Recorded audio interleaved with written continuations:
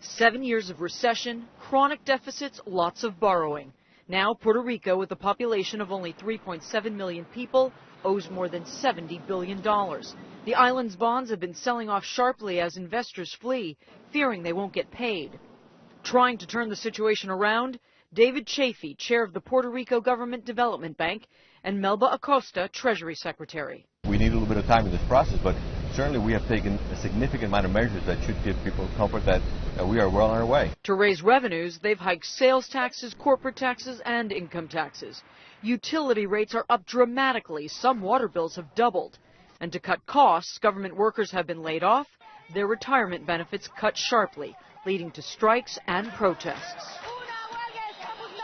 It's unfair because if you were going to retire in 2 years or in 3 years and you were supposed to receive $2,000 monthly in benefits and now you know you are going to receive $600 less monthly, it's unfair. Besides pension cuts, Teachers Union President Aida Diaz says newly hired teachers will have to work until 62.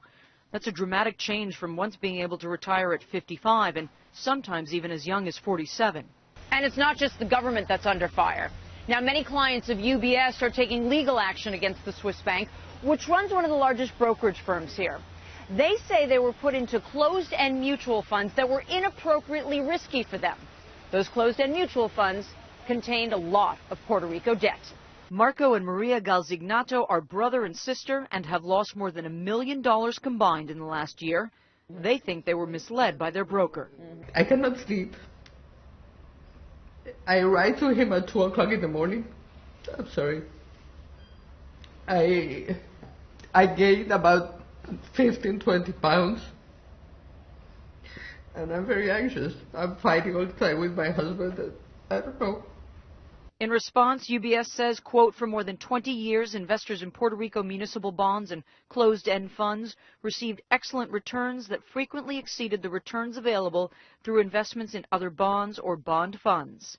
But securities lawyers like Jake Zemansky are flocking to the island in search of UBS customers. The customers have told me that the brokers said that these were safe and conservative investments.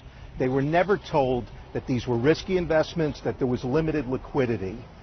They've lost everything once the bonds started collapsing. But Puerto Rico hasn't missed a payment yet, and there are still buyers of the bonds because the yields are so high, as much as 8 or 9%, and that's tax-free to boot. But with higher yields, always come higher risks. Michelle Caruso Cabrera, CNBC Business News.